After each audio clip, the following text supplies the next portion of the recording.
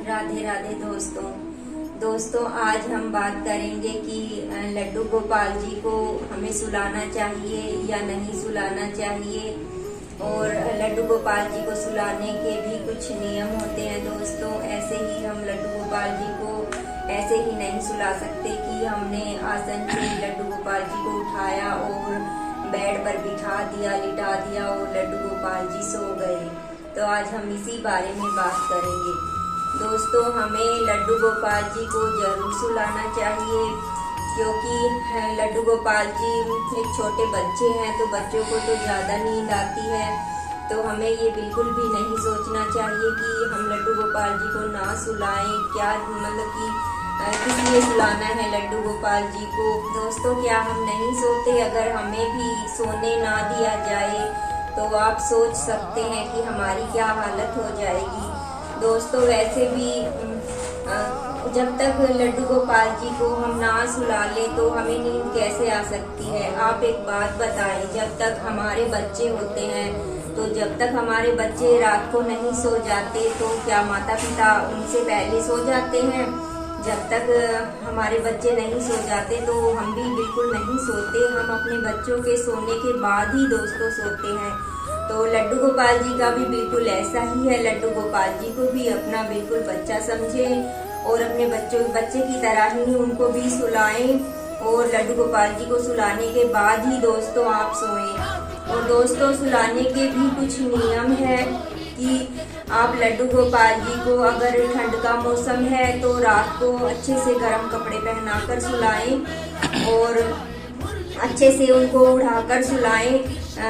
गरम रजाई से लड्डू गोपाल जी के गरम कपड़े बड़ी ही आसानी से दोस्तों बाजार में मिल जाते हैं, तो आप अच्छे से उड़ाकर सुलाएं। और दोस्तों सुलाने से पहले आप उनके लाड लड़ाएं और अच्छे से उनको कपड़े बदल दें पूरे दिन, क्योंकि जो कपड़े वो पहनकर रखते हैं पूरे दिन, हम उन्हें कभी दूध पिलाते हैं, कभी खाना खिलाते हैं, तो ऐसे में वो कपड़े गंदे हो जाते हैं और भीग भी जाते हैं। तो वो कपड़े आप बदल दें और रात को साफ कपड़े पहनाकर ही सुलाएं। दोस्तों सुलाने से पहले आप लड्डू गोपाल जी के कपड़े बदलकर उनको अच्छे से गोद में लेकर उनके लाड लड़ाएं और उन्हें लोरी भी सुनाएं, बिल्कुल यशोदा मैया की तरह दोस्तों। जैसे वो अपने लड्डू गोपाल जी के, श्री कृष्ण जी के लाड लड़ाती थी और उन्हें लोरी गाकर सुनाती थी, तभी जाकर कहीं उनके लल्ला की आंखों में नींद आती थी, तब वो जाकर कहीं सोते थे।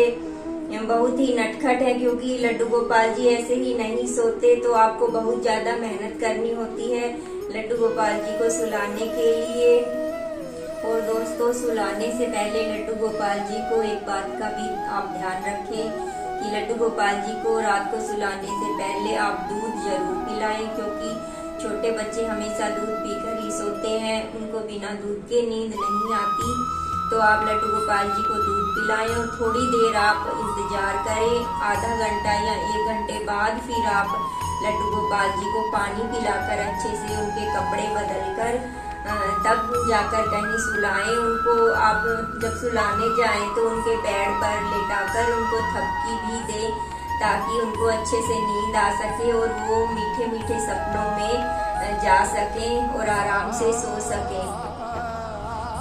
दोस्तों आप लड्डू गोपाल जी को जब सुला दें तो उनके पास पानी रखना भी ना भूलें, और पानी में आप एक तुलसी का पत्ता भी डाल सकते हैं। अगर सर्दियों का मौसम है दोस्तों तो आप पानी को थोड़ा हल्का गर्म कर रखें, ठंडा पानी बिल्कुल भी लड्डू गोपाल जी के पास ना रखें। और आप खाने के लिए भी कुछ लड्डू गोपाल जी के लिए रात को रख सकते हैं, क्योंकि लड्डू गोपाल जी रात को भी उठकर खाते हैं। तो आप क्या रख सकते हैं खाने के लिए? आप सूखे मेवे भी रख सकते हैं और फ्रूट्स भी रख सकते हैं। और दोस्तों अगर आप ऐसी जगह लड्डू गोपाल जी को सुलाते हैं जहां आपके घर में आपको पता है वहां चींटी आने का भी डर रहता है, तो आप ऐसे में वहां पर खाने का कुछ भी सामान लड्डू गोपाल जी के पास ना रखें। आप सिर्फ वहां पानी रखें ताकि चींटियां लड्डू गोपाल जी के पास ना आए।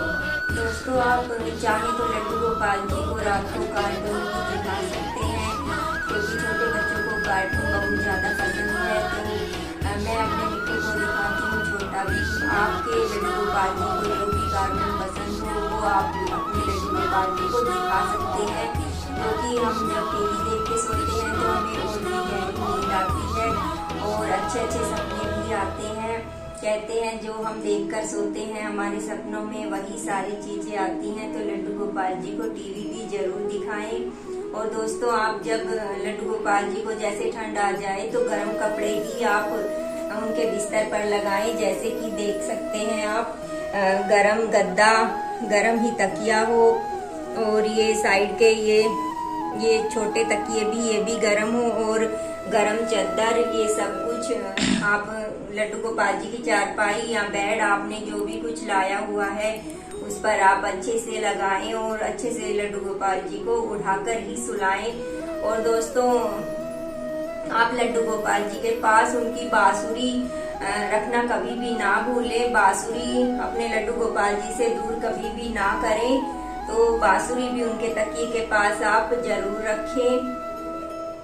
तो दोस्तों, ये थी कुछ बातें लड्डू गोपाल जी को सुलाने के बारे में कि हमें लड्डू गोपाल जी को जरूर सुलाना चाहिए। ऐसा कभी भी ना करें कि आप लड्डू गोपाल जी को ना सुलाएं और उनको ऐसे ही बैठा रहने दें। दोस्तों, सभी थक जाते हैं और रात को तो खास तौर पर रात को तो जरूर सुलाएं।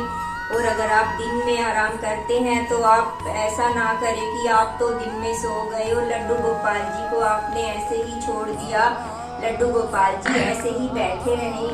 तो ऐसा बिल्कुल भी ना करें। लड्डू गोपाल जी भी थक जाते हैं। तो आप जब दिन में आराम करें तो लड्डू गोपाल जी को भी थोड़ी देर विश्राम जरूर कराएं। तो दोस्तों, बस यही थी कुछ लड्डू गोपाल जी को सुलाने के बारे में जानकारी। तो इसी के साथ ही राधे राधे।